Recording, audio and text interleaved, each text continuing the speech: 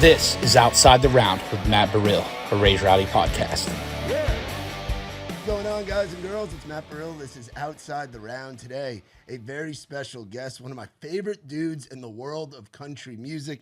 He's not up here very often. He's a Texas cat, and he's got a brand new record, Horse Named Texas. It's the one, the only, Aaron frickin' Watson. Dude, thanks for having me, brother. Dude, thank you for coming all the way out here to Old Hickory area. I know they've got you spread all over this week with it being release week. Yeah, no, thanks for having me. Dude, big fan of what y'all do.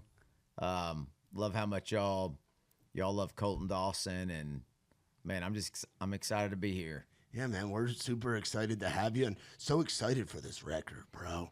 25 damn songs? Yeah. You got a lot to say. You've always had a lot to say, but 25 songs, that's a lot, man. My wife says I never shut up.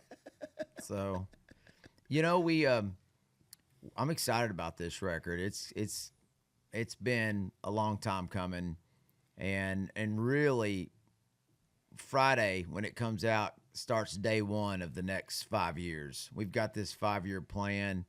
I've got 4 other music projects already started. Wow. Right now. Yeah, I've got another record almost finished, and it's the sequel to Horse Named Texas. But for now, we're talking about the old Horse Named Texas. Man, I'm just, with the last couple of years, ups and downs of vocal cord surgery, it kind of delayed some things, but I'm back up and running at 100%, and the good doctor, Dr. Simpson, got me squared away, and probably not yelling at my boys during baseball games is going to be a really good thing. As much as I'm sad my coaching baseball game days are done for now, until there's grandkids or something down the road. Hopefully that's a long ways down the road. I think you got some time on that. Yeah, but that's probably, people are like, how do you think you hurt your voice? I was like, screaming at little idiots not hustling down the first base line. That's probably how I hurt my voice. But man, I'm so excited about so many of these songs. I mean, I just had a ton of fun writing them, and yeah, it's gonna be fun. Yeah, dude. And you're a guy that's been doing it for so long, man. And so long, you've been saying here recently that you feel the best that you've ever felt. And this chapter that Horse Named Texas is really kind of kicking off. You talk about those other projects that you've got in the tank right now that you've been working on and ready to get out there. And if we're up to you, they'd probably be coming out next week, you know? Yeah. It's awesome. But talk about looking back. I mean, your first project came out, it was over 20 years ago, right? 99. So 99. Coming up on 30 years. Dude, it was 99. It was a pretty rough record, but it was the best I could do. You know, and I've kind of, I've told, my son, Jake, I've said, dude, go listen to my early stuff. They're not well-crafted songs. The playing's not great. My singing's not great. I was kind of, handcuffed with what I could afford to record, and also just experience. And I didn't have someone like I've told my son, I'm like, dude, you're bringing me songs, and I'm like, hey, these are some great ideas, but we've got to make these better. I didn't necessarily always have that, so I had to kind of learn the hard way. And it's kind of like I was talking with Colton about Roger. I'm like, man, to be able to have an OG, a guy who has written hits for everyone, a guy who used to hang out with Vern Gosdin all the time. I was like, man, to be able to have that resource is such a blessing. But yeah, man, I'm telling you, like, I'm calling my shot, man. We're fixing to shake it up pretty good over the next 5 years. So all these cats now are wearing cowboy hats and singing my kind of music. So the professor's fixing to clock in. There we go. Let's go. Take him to school, baby. Let's go. Clock in. Get him those credits. Let's go. That's awesome. And you talk about that shift, and that's something that Roger said on here when I was fortunate enough to have him on the podcast. He was talking about how there were a lot of guys and girls that kind of left town and didn't think that it would come back around to the traditional 90s sound, that cold beer country. Yeah. And it's back. It's back, and I tell a lot of these kids, though, too, like, I don't really care about the trend. And I tell a lot of these kids, I don't want to hear, I was like, when all of a sudden I start hearing every kid's trying to do Keith Whitley, I don't want to hear Keith Whitley. If I want to hear Keith Whitley, I'll go listen to Keith Whitley. I want to hear, who are you? Yeah. What is your style? Yeah. It's okay to have that influence, but like, you know, obviously, Zach Top is killing it, right?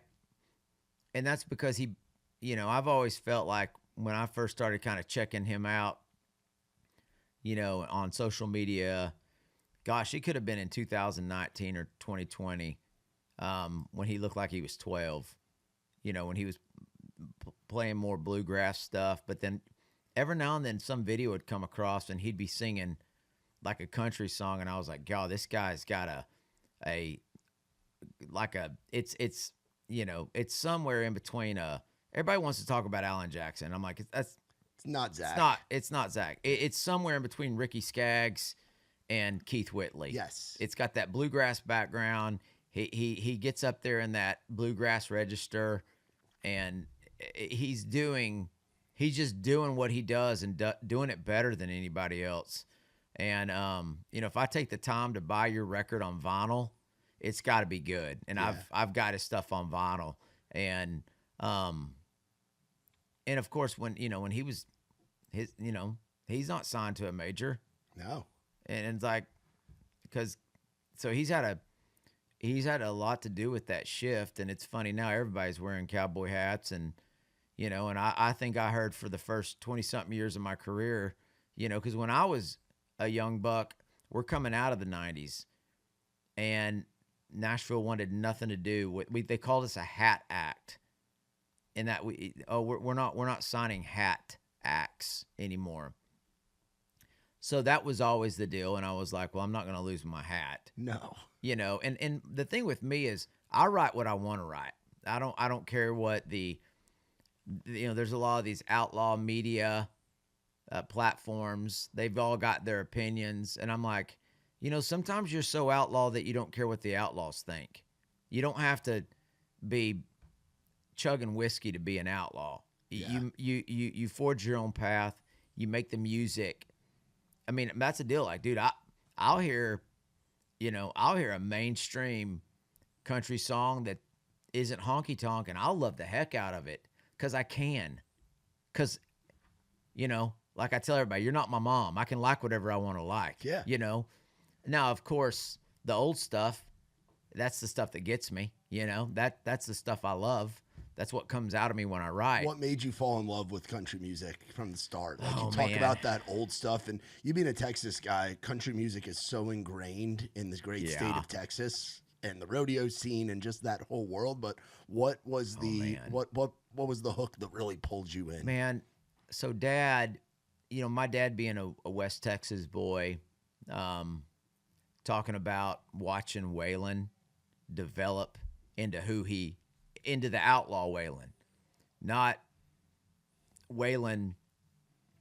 Some of Waylon's early records were kind of folky. Yeah. When it was, Greg, was it the Kimbros that Waylon always sang with? The Kimbros? The Kimberlys. Yeah. When he's singing with the Kimberlys, it's cool stuff, but that's not the Waylon that became the outlaw, and it's like listening to those records with my dad, and you can go through and start to, I once, like Waylon, one of his first big hits, and I think it's Anita, You're Dreaming, which is a cool song, but it's not like Waylon, right? But Yeah. when you start listening to, I think his album, Tulsa and the Taker album, man, something about that one, Tulsa starts getting that, don't let the sun set on you in Tulsa. Dude, it starts getting that Waylon thing, and you start seeing it start to happen. And so just always having Dad playing Waylon, Willie Nelson live at Panther Hall. Willie's got his hair slicked back, and he's wearing a suit, and Johnny Bush is on the drums. Johnny Bush on the drums for Willie. And just, I don't know, it's just always, Dad always had that stuff playing. My dad's a disabled veteran, so to make extra money, he had a little custodial business. So, me and Dad, cleaning toilets, his little battery powered radio, playing old country music songs. It's just like it was always it's kind of the soundtrack of my life. And so I've always been like I'm very much like it's about the song to me. And like sometimes I like rock and roll too. And I base so much of my career based upon a live show. Yeah. You can't have an album just with slow, sad songs and waltzes. That's great for a record, but you've got to be able to have upbeat stuff that rocks, shuffles. You got to have all those songs to entertain folks for hours and hours in Texas, and hours. You need the music that the guys and girls are going to dance to, because if not, 100%. you'll just be looking at people on the side of those railings on the dance floor. I learned that my first time touring in Texas. Yeah. It's like, wait a second, this ain't the Southeast, this ain't the Northeast, this ain't the Midwest. Like, if they don't like the song, they don't dance. They just stand on the side. They stand on the side. You're totally right. So, that had a lot to do with my music. Like, you can go back and listen to my old records and be like, okay, there's a lot of twin fiddle, a lot of swing, and you can hear that and be like, okay, I bet that was the era of his career where he's playing all the little dive honky tonks and dance halls because we were making music. And then for a while I kind of got bored with that. I wanted to make some different sounding records. Probably started listening to some different stuff. But it's just whatever I'm feeling. It's like what am I listening to at the time? What inspires me? I mean, if it was up to me, I would make Guy Clark records, because Guy Clark is one of my heroes. I mean, it would just be Guy Clark records. Yeah, there's songwriters and then there's Guy Clark. Yeah, it's a different category. That he's my hero, and those are the songs that, like, when it's been years ago, but we had some success. We were having a little success at radio, and everyone was like, man, we need a really upbeat radio hit. And I was trying to write that because it's a challenge. Like I tell kids, dude, follow your heart. If what comes out of your heart sounds like a pop song, then you be you. And that's, I was like, that's music is so subjective. And now what I listen to in my truck is not, I may not be listening to that song, but you have to be you. And and it's I've talked to Jake about what is a great singer. Yeah. What's a great singer? Because people say, oh man, he's such a great singer. And I'm like, well, he's a great singer for that genre of music, but if you ask Keith Whitley to sing a Soundgarden song, he's probably not going to pull it off like Chris Cornell, right? And you ask Chris Cornell to sing Miami. I've no doubt that both of those artists are such great vocalists, they could do their own version of it. Yeah. But it's their own version. Yeah, and there's something about that distinct sound in someone's voice. Oh, like, yeah. As soon as you hear a guy or a girl singing, you have that in your voice, Aaron, where it's like, it's an Aaron Watson song. It's a Keith Whitley song. Oh, It's a Chris Cornell project. Those guys. And that's where, and it also, it takes time to develop that. If you go back and you listen to old George Jones records, he's trying to sound like Hank. Yeah. And there's a lot of that kind of more nasally, like he's singing in a higher register or something, versus once he finally got into the step right up, come on. Once he became, once it's kind of like once he started getting near his 40s, that man voice started coming in, and he started figuring out who he was. And so, it's just like, you got to give yourself some time. I mean, some kids come out of the chute. I mean, like we were talking about Colton earlier, boy sounds 40 already. Yeah. And doesn't even, not even shaving yet. Yeah. So, and we've talked about a lot of those things. So it's just like it's just fun. It's fun seeing all these new kids come out there. It's fun seeing this a lot of the traditional stuff come around. But it's funny to see a lot of folks that were wearing zip up boots and skinny jeans. Suddenly, they look like they walk out of a boot barn. Yeah. Which I don't have a problem with it. I mean, I think it's cool. I mean, I caught so much slack for so many years for being independent and being, singing cowboy songs. I caught so much, slack, whatever the word is, for that.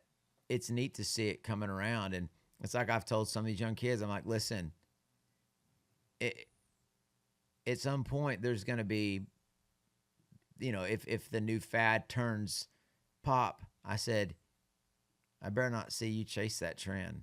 Yeah. Because that's the most important thing, is you stay true to who you are. Yeah, and you've done that for almost 30 years now, dude.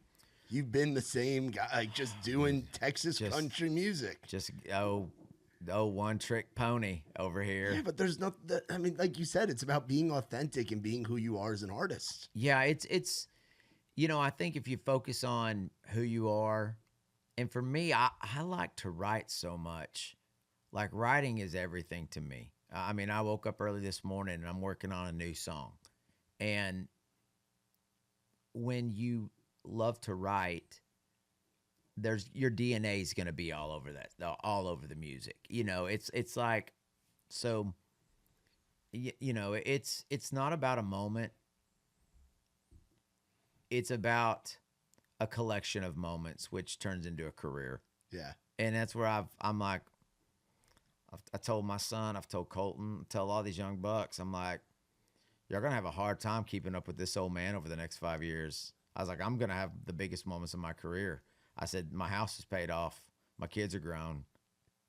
I can be irresponsible. You can do whatever the hell you want. Exactly. It's like, it's actually, I'm very encouraged by it. Like, I'm like, Yeah. oh, I'm not killing myself to get back home. Cause family's always been a priority. Those kids, I love my kids more than anything in the world.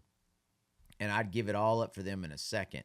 So, we passed on so many great opportunities back in the day because I was like, I just can't. I'm playing these shows. I just can't commit to doing a 6-month radio tour. Like, I have to see, like, because when kids are at a certain age, you can be gone a week, and when you come home, you're like, they've grown, they've changed. Yeah. So, but now they're all like dudes. My daughter, she acts like she's 40. So, but I still get to spend so much great time with them. But also, they're watching me now, which kind of lights a fire under me. Like, I want them. I've always told them, like, work hard. And whatever you do, just work hard and give it your best. And that's always been me talking. Now they're to the age where they can watch me, put my money where my mouth is. And, I've already told my wife, I was like, I'm going for broke, and she's like, well, what does that mean? I go, well, that means I'm putting all my heart, all my soul, all my money into country music over the next 5 years. So what that means is, if it doesn't turn out well, we're going to be broke, and she's like, well, can we dial that back and maybe just leave a little bit left? I'm like, no, girl, It's got to be all in. that's not a good saying. Going for broke, you feel it. Yeah. If I came in here and said, I'm not going to go for broke, but I'm going to leave a nice nest, comfortable little nest egg. So if, no, that doesn't hit the same. You got to go for broke. Oh, man. And that's the independent mindset, too, man. And I mean, having, like, looking back at the underdog. Oh, and yeah. That doing what it did and really kicking the door down to make it known to people. You don't have to play the game if it's not right. You can own your stuff. And you can bet on yourself. And you're the boss. You're the CEO of your business. Yeah. You go for it, man. Absolutely. And that was a really fun... when the album before Underdog came out, it was called Real Good Time. When we put that record out, my manager at the time called me and was like, dude, I can't remember if it charted at number 9 or it was our first top 10 record. They were like, dude, you have a top 10 album on Country Billboard. And I was like, how?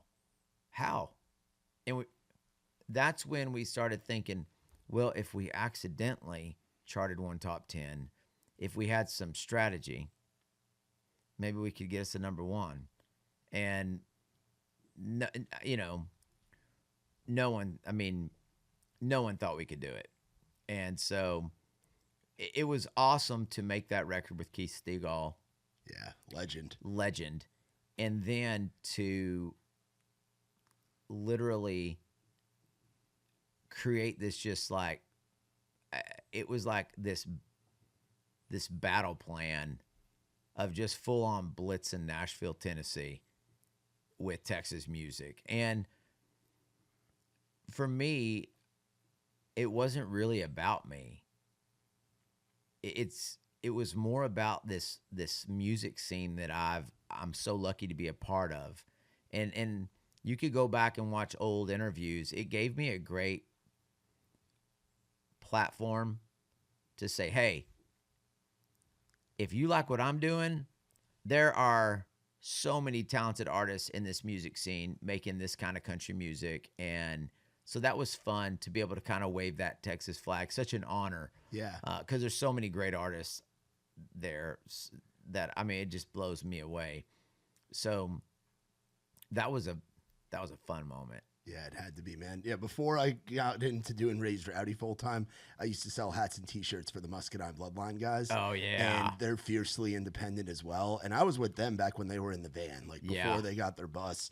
And just that independent grind, and like they're putting all of it in, and taking care of their guys, and great guys to work for. Shout out Gary and Charlie. Dude, they're so good. Yeah, but there are other guys that have, again, they're like, we're going to do this ourselves. We're going to do it our way. Mm-hmm. And years of grinding, look at what they're doing now. You know? I mean, they've got their own sound, their own style. They've built this solid touring business, making great records. I mean, and they're making, what I like about them is when an artist can be unpredictable, and throw a song at you that you're like, whoa, I like that, because I don't like it when you can put your thumb on someone. I like the fact that those guys, man, they'll play something just funky. I got to play a show with them, and I think it was maybe in Arizona, and I've connected with them over the years. One time, one of them was wearing one of my T-shirts and tagged me on it, and I messaged him. I was like, man, I stumbled onto y'all's music a while back. It's great stuff. And so it's really cool. And here, see, they're starting families, and they have families, and just knowing that, man, they're balancing that with their music, because 20 years from now, you're not gonna, if the only thing you have to hold on to is we won some country music award, or we had a #1 hit, that's just, there's no weight in that. There's no weight in that.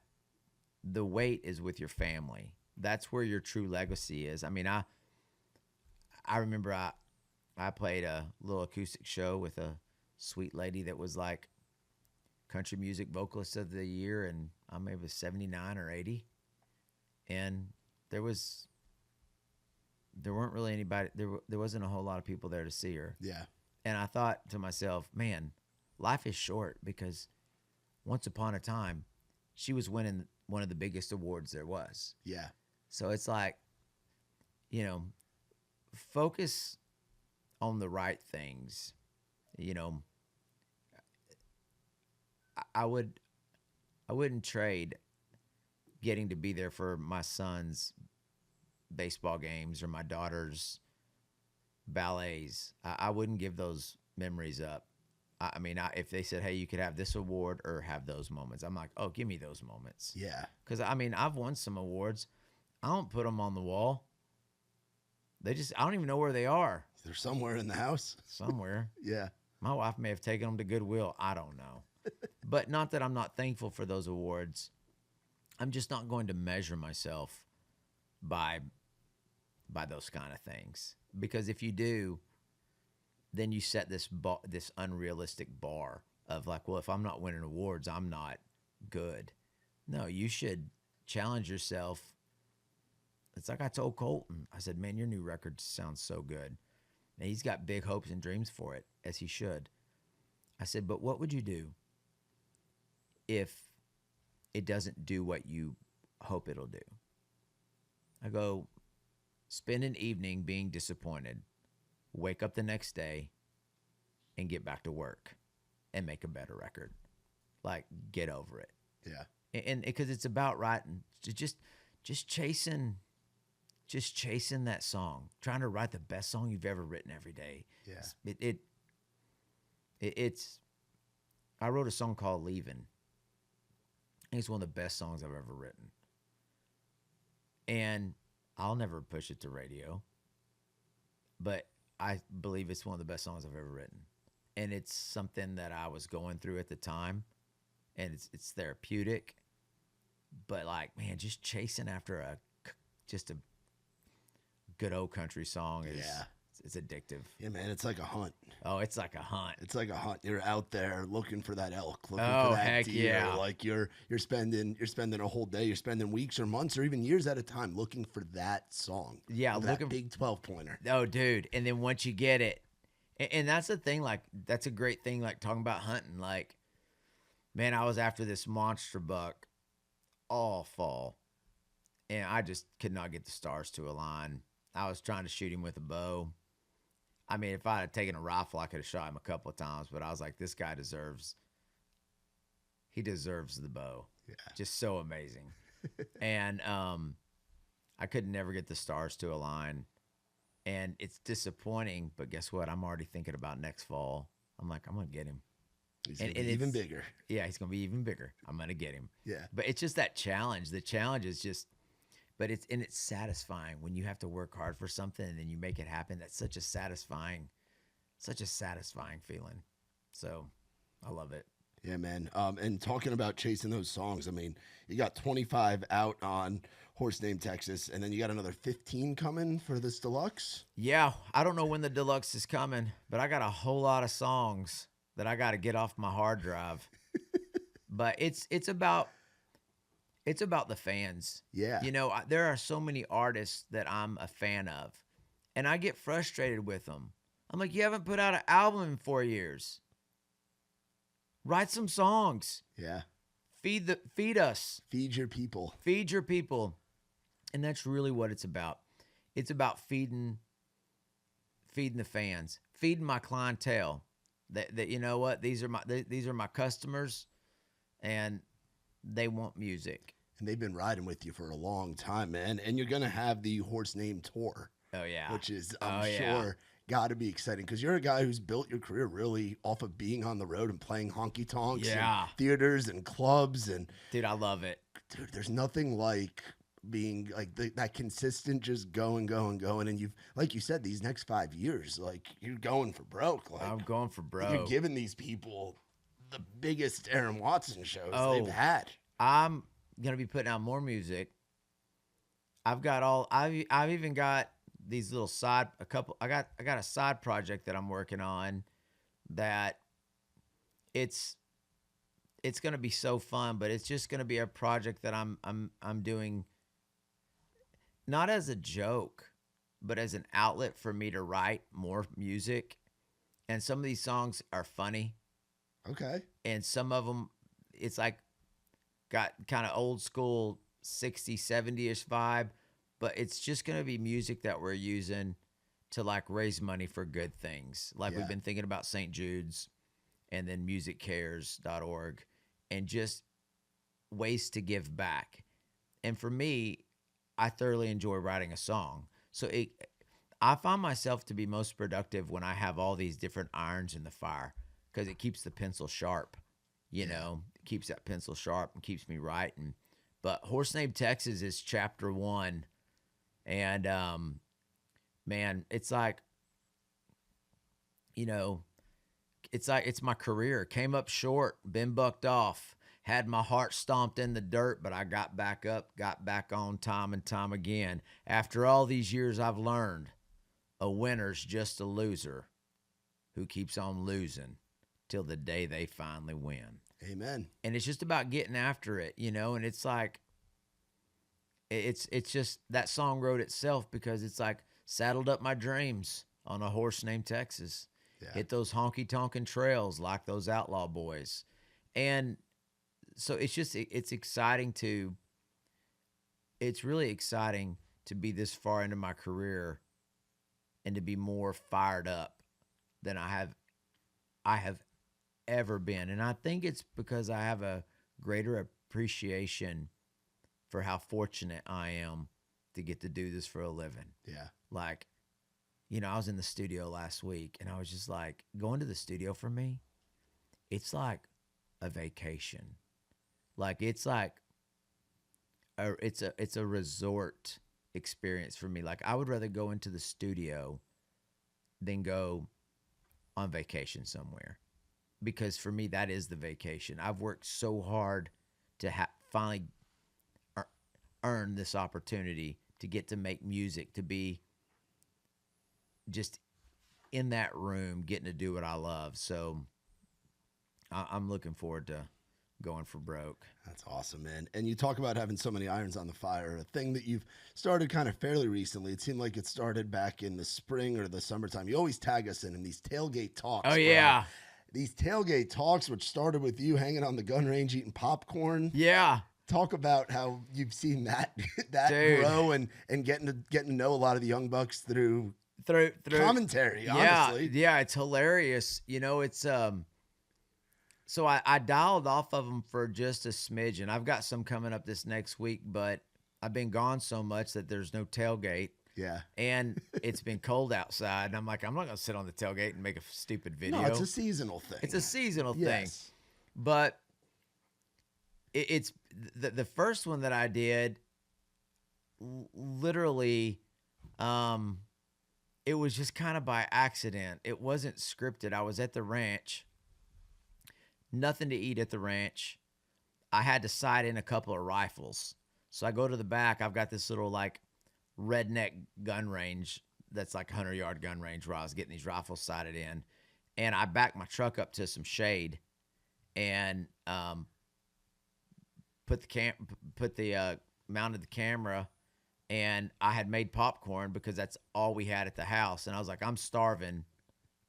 I need to get something. And so I was being stupid and I threw the popcorn at it, and, you know, and that's what's wildest. Since I've taken over my social media, it's taken off, and we're fixing to turn it up a notch. I got some, and I'm just having fun with it. Yeah, man, that's what it's there for. And it's interesting too. Like, you know, I had a little fun with the, you know, and I love Braxton Keith and Gavin. I love both those guys too. They're just, you know, they both, you know, they're both just great dudes, and you know, Gavin cracks me up. I had a couple of best friends that, you know, share very similar DNA with him. And so, you know, my boys like both of those artists and are always like, you know, Dad, dude, watch this video of Gavin. And, you know, we're watching, I'm just going, you know, it just cracks me up. Yeah. So it kind of started with kind of just messing with those two boys. And, you know, I don't remember what it was, something, you know, I think somebody was throwing stuff, you know. It's like, I do not condone throwing bottles at artists on stage. Duh. Yeah.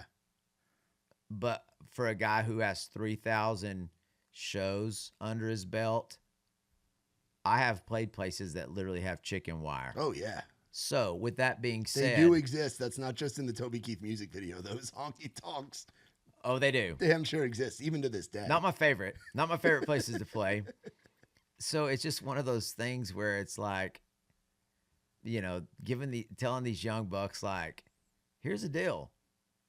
You're playing rowdy music in a bar where people are getting drunk. It is going to happen. So keep your eyes open. Can you catch a football? Can you catch it? I've caught a few. I've caught a few, and it's not my favorite thing. And I remember one time we were playing this Mardi Gras thing, and this chick on the front row, she has some beads, and she does like almost slingshots these beads at me. And man, I'm telling you, it hit me just right and just split my lip. And she smoked me point blank with it. And my mouth is bleeding. Yeah. And I was like, oh, well. Keep playing. Just wow. I mean, I don't know. My hero's Nolan Ryan. Remember that time? I think it was Bo Jackson hit one up the middle, hit Nolan Ryan in the lip, busted his lip open, and Nolan went on to pitch the rest of the game. I mean, or him beating the shit out of Robin Ventura, put him in that headlock. Ventura's biggest mistake of his career. Yeah. Have you seen the commentary on that? Where I think actually, Bo Jackson and Frank Thomas are like, don't take your helmet off, charge him, push him off the back of the mound. And it's like, I found out later on, you can see Robin, he gets hit and he starts running down the first baseline, and it's like it occurs to him like, oh, crud, I have to charge the mound, because they were told that if they got hit and they didn't charge, they were going to get fined. So you can see it all happen, but yeah, he shouldn't have ran up to Daddy. No one should have been charging. And I love Robin Ventura, dude. In all of his interviews, he just is like, what was I thinking? Yeah. Bad idea. Yeah, bad idea. But you get hit with a 100-mile-an-hour fastball, I'm sure there's some emotions running into that. But, yeah, you just got to roll with the punches. Yeah, man. And, I mean, there are certain rowdier shows where, like Gavin's a perfect example. Like, I remember seeing him early on down in his college town of Statesboro, Georgia, and it was wild, man. We've known Gavin from the jump. We've been lucky enough, similar like how we talked about with Colton. Like, Gavin's another one of those guys that the last 4 or 5 years we've gotten to just watch go level to level to level. And Treaty Oak Revival, same way. Oh, yeah. Beers are flying, man. Beers are flying. It's crazy. I'm up there talking about Jesus, so I try to keep them dialed back a little bit. Talking about Jesus will lower the amount of bottles flying. The projectiles. Will lower the Gavin, talking about Jesus will lower the percentage of projectiles at your show. But oh yeah, dude, I love Gavin's music. He's created something pretty cool. Yeah.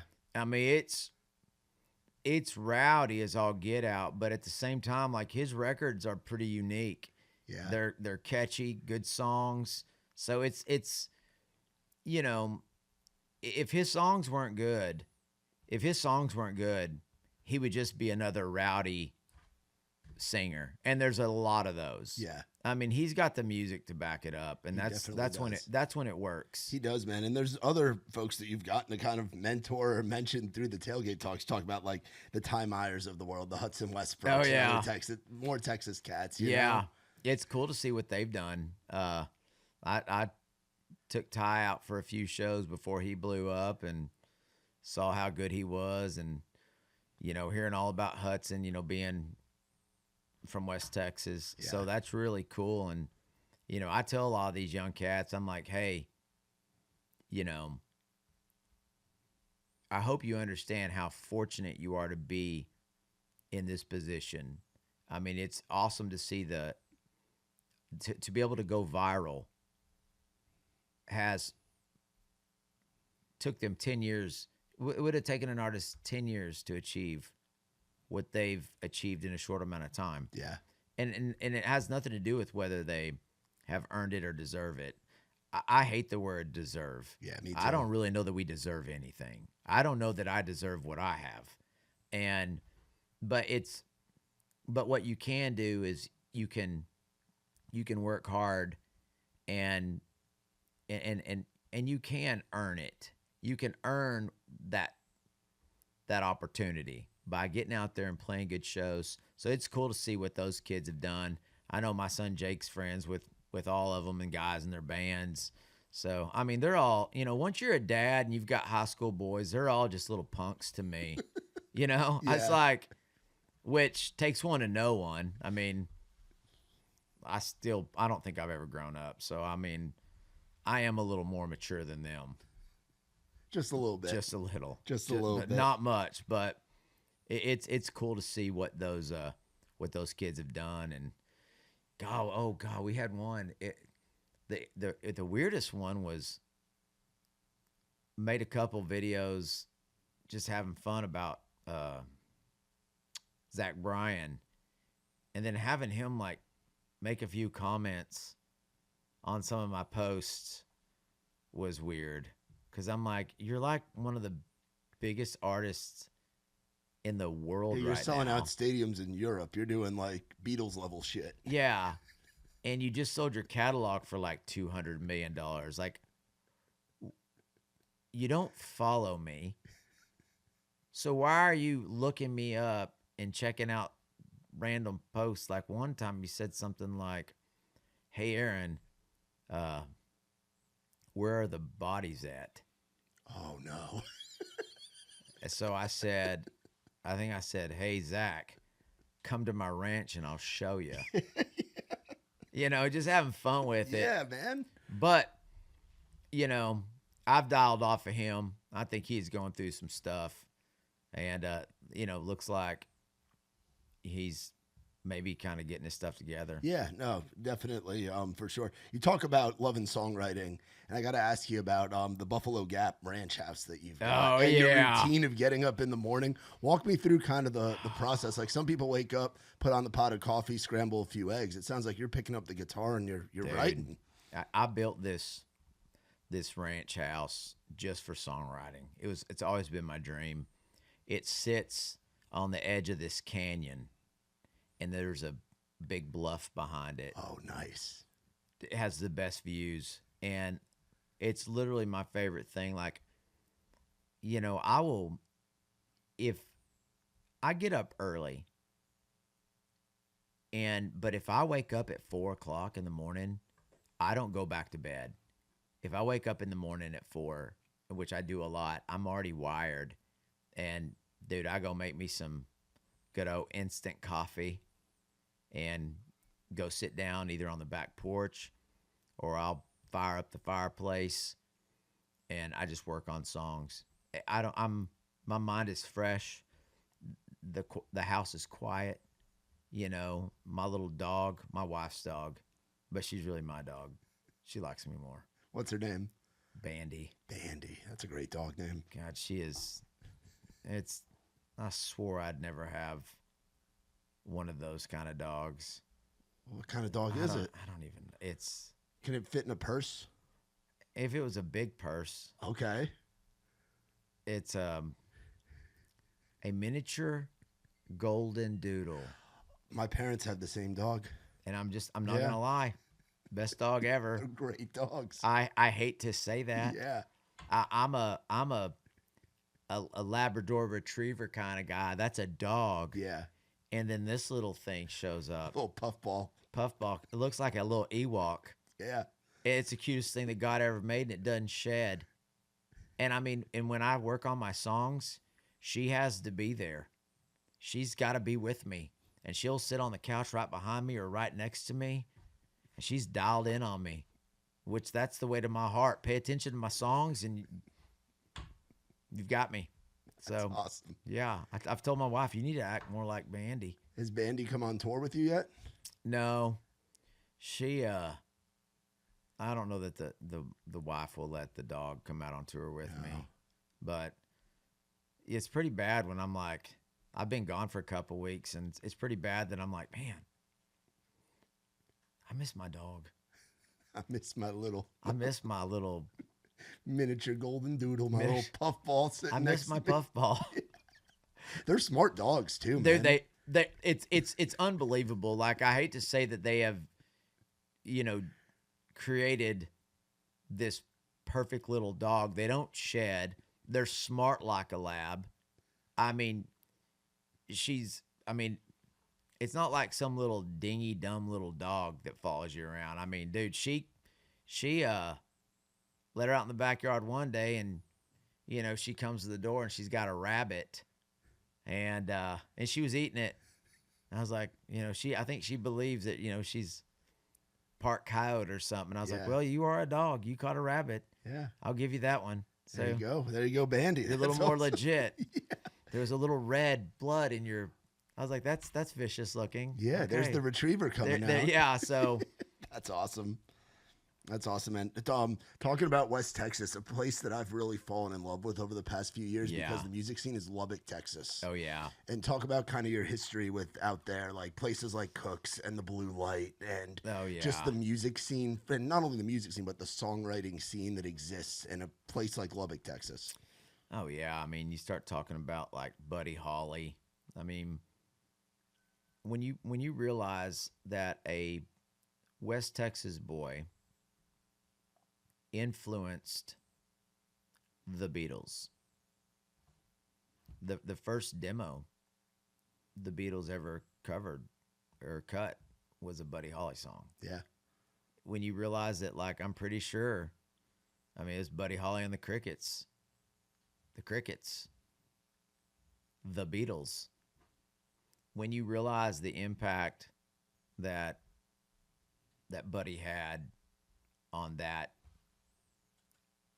band that would go on to influence all other bands, you know, talking about Joe Ely and Mac Davis, you know, happiness is Lubbock, Texas in my rearview mirror. You know, I mean, just so many great artists coming out of that town. You know, Waylon being right there in Littlefield. There's an old man I was friends with, Robert Reed, and he has cerebral palsy, and he, I guess, lived down the street from Buddy, and Buddy and Waylon would come down and get him and take him to the garage, and he'd watch them practice. Wow. Imagine that. Yeah. And so it's just, you know, it's kind of one of those deals where you're like, man, like, that was very inspiring for me to know that, you know, people from my neck of the woods could get out there and do it. And they're all pretty cool artists too. Yeah. And live music just thrives in Lubbock, man. You know, it Like, just thrives. I mean, I've played them all. Yeah. The ones I started at aren't even around anymore, you know. Bash Rip Rocks. Oh, that place was horrible. I hated Bash Rip Rocks, to be honest with you. But, like, the old Midnight Rodeo that was there was, oh, it was rough. The library. Blue Light is a cool place. They've done that right. Yeah. Where it's a good music room. And then Cook's is, that place is the best outdoor venue. One of the coolest outdoor venues I've gotten to go to. Yeah. I mean, ever. Yeah. I mean, how many millions of dollars worth of those vintage signs are out there? Yeah. So, I mean, I love that part of Texas. I love the Panhandle. I don't know why. I mean, it's like, people always talk about how friendly Texans are, but West Texas takes it up a notch. Like, people go out of their way Yeah. to help others. It's just it's a great place. So yeah, I mean, we played Lubbock nonstop back in the day. And yeah, and I got a show coming up at Cook's. Yeah. April or May or something. I don't know. I need to That'll be special, man. that'll be fun. It's always good to go back. Yeah. See all my old buddies. Now their kids are coming out. It's weird. And now hit them with all that new music too, man. It's gonna be so fun. Talk about this new show that we're gonna get to see. Man, we are adding new songs from Horse Named Texas. We're bringing back a lot of old stuff. Hell yeah. Yeah, and Play the old stuff, baby. Let's go. Let's go. Let's be fired up. And we're starting to do like real cool medleys and stuff. Nice. Where just making the show just this like, once upon a time, when kids are getting started, you finish a song and you're like, you stop, you get a drink of water, and you're like, what are we gonna play next? You have a little bit of a set list. But when you can finally have this set that people look down and they're like, holy cow, he's already been playing for 90 minutes. Just that rapid fire, knowing your moments when to talk, knowing your moments when to just jam. It's fun. So I was working on the new set last night at the Airbnb. So I'm and it makes it fun for us. Yeah. It gets things exciting again. And seeing fans excited about new music, that's one thing that never gets old. Like, hearing yourself on the radio is pretty cool, but not as cool is writing a song on your back porch, and then months later, you have all these people singing those words back to you. That still trips me out, because I'll go, man, that's wild. Like, I remember I rewrote that second line so many times to get it to what it is now, and now they all know it. It's such a cool thing. It's one of those deals where I'm like, man, I feel so lucky. I feel so lucky I get to write songs and get to sing them to people, singing them back to me. I mean, it spoils me. It spoils me rotten. Yeah, man. That's awesome. When I hear going over a 90-minute set, that gets me excited too, man. Yeah. Because we're the front row or don't go kind of people. We get access to go stand on the side of the stage, but it's like there's something about being in the pit and watching a show, and then it go past that 90-minute mark, man. Oh, dude, I don't like being on the side. Like, I want to be in front. I want to feel the subs. Yeah, I want to feel the subs. I want to feel the show. Yeah, like, you can't like, side stage. It's just like, well, first of all, the speakers are pointed the wrong direction. Yeah, and almost everybody's on ears, so you're not even hearing. It feels weird. Yeah. Oh, I'm the same way. Dude, I'm the same way, where I just get excited and I'm like, just, I remember several years back, we were in Switzerland and we got to play 2 nights with Emmylou Harris. Wow. And now, the first night, I was set side stage because Shania was there, and she asked me to sit down next to her. Okay, yeah, that's when you do as you're told. You make an exception. Yeah, yes. I was kind of her wine boy. I went and got her wine. And add that to the resume. Yeah, Shania's wine boy. That's pretty Shania good. Twain's. This guy, that's me. And but I remember the second night, I went out and watched Emmylou play out front, and I was just like, God, I mean, it just blew me away. And just seeing the whole thing. Yeah. It's like you don't watch a movie from the side. You want front and center. You want to see the whole screen. So, yeah, I love concerts, man. I love it. Yeah, so you probably enjoy playing festivals then, because then you get to see all the other people. Oh, yeah. I know they're a little chaotic on the back end. I did some tour managing back in the day, too, so I know how that can kind of go, but that's got to be fun, dude. Oh, dude. You've probably done so many over the years, man. Oh, done so many. You get to see so many great artists. I mean, got to see Don Williams once. Wow. That was pretty special. I remember getting to be right up front watching Rodney Crowell, and it's like, nothing against the like mainstream artists, but they were playing on the bigger stages, and I was like, nah, I don't want to see that dude. I'm going to see Don Williams. Yeah. And it's just it's the stuff that you like. It's the stuff that I like, and I'm always, dude. I'm gonna always favor the songwriter. I'm always gonna. That is my guy Yeah. or my girl. The songwriter for me is king or queen. I mean, that's the thing that really gets me infatuated when I hear some legendary song and I'm like, that's the person that wrote that song. Like, to me, that's the art. Yeah. Like, it's a whole other interesting thing. But my mom's an art teacher, and there are all different forms of artists.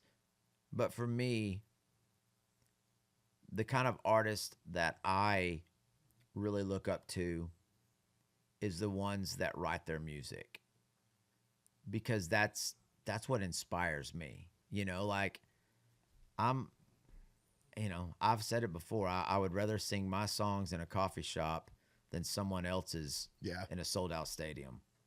I stand by that. I mean, that's and talk is cheap, but we've had some very successful records, and I just didn't sign a record deal. So I've put my money where my mouth is. Yeah. Oh, you always have, dude. Yeah. Doesn't always. I mean, I either put my money where my mouth is or my boot, but I'm consistent with it. Yeah, man. They're nice boots, at least. Yes, they are. I'm sure they are. Talk to me about Old Houses. It's one of my favorite songs on the record, man. And it takes me to a place. Man, so I was back home in Amarillo. I actually took a little 2-day vacation. My wife and kids were, they were up in New Mexico coming back from church camp, and I wasn't going to drive all the way up there just to get there for 6 hours and drive all the way back. So I decided to get in my truck and drive to Amarillo. And I spent a lot of time. There's a great state park there, the Palo Duro Canyon. It's beautiful, and I grew up in that park. So I was like, I'm going to go down there, take my guitar. I'm going to work on songs. Just go eat at my favorite barbecue place in the world is right there on 34th in Georgia, Doug's Barbecue. And I was like, I'm going to eat barbecue and write songs down in Palo Duro Canyon for 2 days. And I decided to drive by the house I grew up in. And there were a bunch of trucks out front, some type of something remodeling, some remodeling business. And the screen door was propped open, and they were like pulling out carpet and all kinds of stuff. So I went up to the door, and I kind of knocked, and the head guy came out, and he's like, "Can I help you?" And I was like, "Hey, is anyone living in this house?" And he was like, "No, we're remodeling it." And I said, "Well, I grew up in this house." I said, "You think I could just walk around?" And he said, "Well, how do I know you grew up in this house?" And I was like, first of all, like, why would anybody just randomly walk up to some little shack of a house? Yeah. And I said, "Well, I don't know if it's still there." I said, "But my bedroom, Dad turned this single car garage into my bedroom when my sister was born." And I said, along the top ceiling, there's some cabinets, and there's the closet, and there's a little built-in desk. I said, my dad built everything with 3/4-inch plywood and 2x4s. And he was like, "That's a fact, because we have had to tear out a few things." And I said, in the top left cabinet above, up near the ceiling, I said, the day we moved, I got up there and I put, "Aaron Watson was here." And he goes, "Well, now I'm interested." And we went up there and we opened it up, and it's still there. And he's like, "Man, go around, look around." Craziest thing. They were removing the original backsplash in the kitchen that when that house was built in the late 40s was there, and there when I was there, had the same oven. Wow. And they gave me a bunch of pieces of the original backsplash. The old, one of the old elm trees had died, and they had gone back there and pulled up the roots, and the roots were huge, and it almost turned into some type of cork wood. And I loaded them up in the back of my truck. So I have them. I went and my mom has a real fancy little garden flower bed, and she uses them as decoration. But that house, I wrote that song. I started writing that song that day at the Canyon, because it's like it's like what made that little house special. It wasn't really the house. It's, it takes years and years to make those memories, it takes years and years to grow them big old trees. It's like that house, it's not the actual house. It's the years and the memories. Yeah, it's the family, it's the faith, it's the foundation. It's everything. It's all that, man. It's what made you you. Yeah. Was what happened in that little shack of in a that house. little house. Yeah. And so it was wild. They'd pulled up some of the carpet, and seeing the old hardwood floors under that carpet, I was like, man, like I looked, there's a big picture window, and I was looking at where our TV used to be, and I was like, man, how many thousands of hours did I sit right there with a pillow on my belly watching baseball games or cartoons? Yeah. Right there is where I got my first Atari, my first Nintendo. Like right there's where the Christmas tree was. Like me sitting Indian style right there opening those gifts. And that turned out to be such a special song. Man, that one's kind of gets me emotional, because my mom and dad are they're at a very fragile, age where their health is up and down, and I know that my days are numbered with them. So singing that, it just, oh man, but I kind of wrote that for them. Yeah. There's a lot of that nostalgia feeling in there, man. Like Gone Fishing with the Loved Ones. Up in Heaven, man, is another one. Pontiac, So Tell Me Mama. Like there's so many where you're taking people back to a special place in time, which is what I love about this record so much, dude. Dude, and then and then there's some real good honky tonkers coming out too. Yeah. Like there's one called Drinking and Driving. Yeah. And you see that title and you're like, what? And the whole thing is, it's got that old school country twist where it goes, well, I've been drinking and driving, you crazy. Ooh, hell yeah. Yeah. I sent it to the Midland boys, and I said, what do y'all think of this? And they're like, dang it, why didn't we write that one? Sorry, Mark. Sorry, Mark. Sorry, boys. I love those guys. You know, I may have been the first one to take them out on tour back in the day. Wow. Yeah, they went and opened up a bunch of shows for us, and I love those guys. They're great. They are great dudes. So. Yeah, you've, I'm sure, seen a lot of guys and girls come up as open. You got to watch them as kicking off nights where you're headlining. Oh yeah. It's pretty wild. People always say, is it weird when someone opened for you and then they make it big? I was like, no.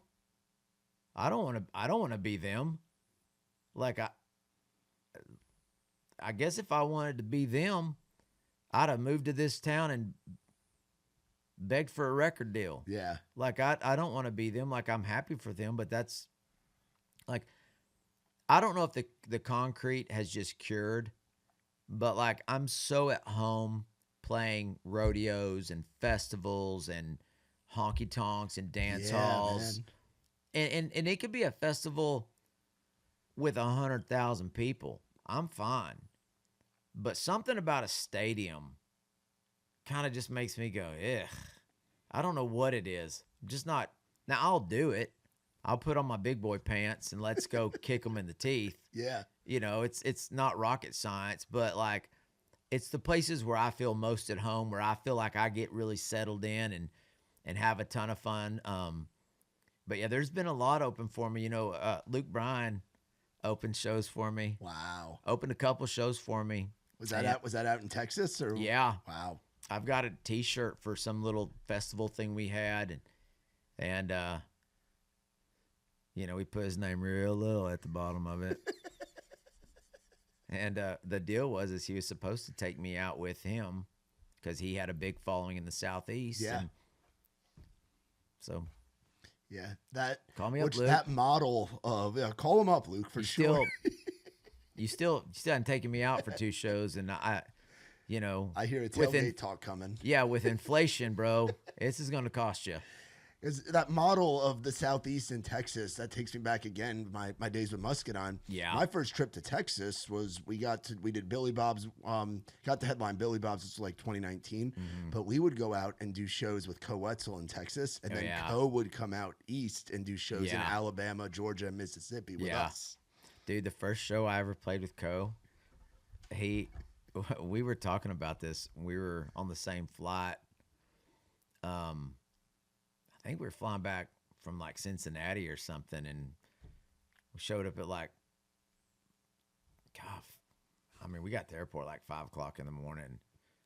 I don't think Co had gone to bed. Yeah. And we're sitting on the plane, and I remember he and one of his guys were like, they asked me what I wanted to drink, and I was like, I'll just have a coffee. And they're like, coffee? Come on. I go, 6 o'clock in the morning. That's what people drink in the morning. Yeah. Coffee. Black coffee. Black coffee. Okay? But me and Co were talking, and I had forgotten about this. He goes, dude, one of the first shows we ever played together, he said, was a deal for a cowboy church in East Texas. I thought that was funny. Yeah, cowboy church. That was probably the Co in the convicts days, too. Yeah, and I was like, so you got Co and a honky tonk guy for your church. That's Texas, though, man. That's Texas right there. That's Texas. It's country music and it's rock and roll. Yeah, and then I remember the show he played with Co one time. It was when he was first starting to blow up, and of course I've always loved his stuff. You hear some of those songs and they're just sound like it's arena big, those melodies. He writes great songs, and but he was getting pretty rowdy, and there'd been rumors of him getting pretty rowdy up on stage. So we were playing a show in Lubbock actually, and I'd sold a lot of tickets, and a lot of families are there. And I was like, I'd heard that if you ask him to, like, you can't control him. He's a go-getter. And but I remember being like, hey, man, lots of young little kids out there today. Yeah. So, go out there and kick them in the butt, but maybe, we don't have to. PG-13. Maybe, yeah. Maybe we just limit it to a couple of F-bombs, not like, dude, he put on a great show, and I just, I love those. It's the American dream to see artists. I have everything I could ever dream of. If all of a sudden I started selling out stadiums, there was nothing that I would change about my life or my lifestyle. Yeah. So I have everything I could ever dream of. So I'm I'm the American dream too. Amen. Independent artist, got to have a couple #1 records, had some getting to sell, it's like in the song, never sold out, but every now and then I might sell out a couple of shows. Yeah. It's just like I'm so lucky to be where I'm at. So to see these other artists, especially the Texas artists, I'm biased. Yeah. As you should be. Yeah. And these are guys that, like, when you're playing places and you've shared stages with artists, it's really cool to see them go on and do big things, and to just, I don't know. It's just, I enjoy that side of it. Yeah. Now, one last thing about Horse Named Texas. You talk about it as like being a self portrait of Yeah. your career and the journey. Like, Yeah. tell me a little bit more about what makes it feel that way for you. Oh man, it's like that song's about the journey, about where I'm at, where I'm going. You know, it's like, how's it go? From those shying frontier days to that grand old opera stage, I rode right smack down the middle of the streets on Music Row. I never traded in my boots and jeans, still playing that dance hall down in Green. I never sold out, but every now and then, I still sell out a couple of shows, still playing that country gold. Still got a long ways to go on a horse named Texas. And the bridge really kind of sums up like, why am I doing this? Yeah. Why? What's the point? Because 50 years from now, who's going to remember? And that's the truth. That is the truth. And I've said this to so many people. When Paul McCartney did a song with Kanye, read the comments. Who's the old guy? I mean, if I play a Merle Haggard song, sometimes kids come up to me and be like, "Did you write that song?" And I'm like, "No. That's Working Man Blues or Silver Wings." Yeah. You know, like, no, kid. But it's like, why am I doing this? And the bridge goes, if I choke or wind up broke, God knows I'd do it all over again. If I write one song that saves a life, wouldn't that be worth it in the end? And that's why I do it. Country music fans have literally been they put diesel in the bus and diapers on my babies. They're helping me pay for college tuition. They're helping me put food on the table. And they support me. So what I owe them is the best I've got, the best songs I can write, sometimes just a good time. Sometimes they need a song when they're going through some hard stuff. I'm a country music fan, and I've leaned on music through good times and bad. You know, I mean, I can remember, girlfriend broke up with me in, high school, and I'm sitting there listening to sad country songs, So, and then different songs for different occasions. But that's really what it's about. It's when I talk about my 5-year plan, then I do plan on shaking things up. But I tell people I will succeed because my goals are goals that I'm in control of. Yeah. I can't control what the mainstream does. But if my goal is to put out the best songs I've ever written over the next 5 years, to put on the best shows that I've ever played over the next 5 years, that's something that I can control. I can't say that I'm going to sell more tickets or have more streams than any other country artist. I can't make those accusations, but I can say I'm going to push myself to work harder than any other country artist over the next 5 years. Amen. That's something I can control. Yeah. And that's what I tell all the young bucks out there. Like, focus on the things that you can control. Write the best song you can write. If it's a hit, then it's a hit. If it's not a hit, you're not going to lose any sleep at night because you gave everything that you had to make that the best song. And it takes a little bit of luck. And then you're going to get up the next day and write another Write one. another hit. Amen. That's I it. mean, just start collecting those songs. Yeah. Write those songs. I mean, that's the deal. Like, how lucky am I that what'd you do today? Oh, I got up and I wrote songs. Yeah. Like that's, if you go back to me when I was Colton's age and my son Jake's age and tell me like, someday, dude, you're going to have a ranch and a big house. You're going to be able to help buy your mom and daddy a house. You're going to be able to wake up in the morning and write songs and then go play shows on a tour bus. Yeah. I get me a steak from Texas Roadhouse every night. I'm pretty schwanky. Yeah. I'm pretty bougie, you know. I'm pretty bougie, you know. It's like, you know, I'm pretty lucky to be where I'm at. So Yeah. it's gonna be fun, you know.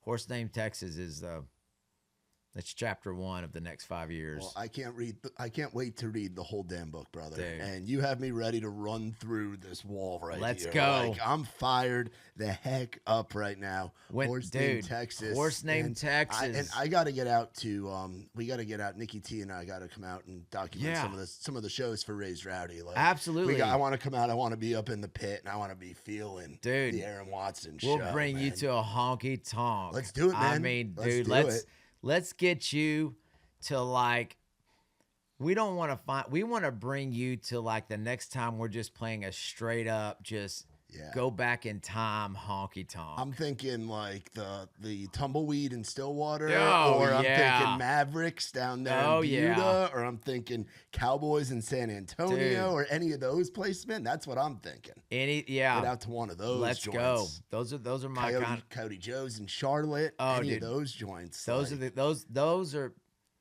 dude, there's a reason why they called me the honky tonk kid back in the day. Like that's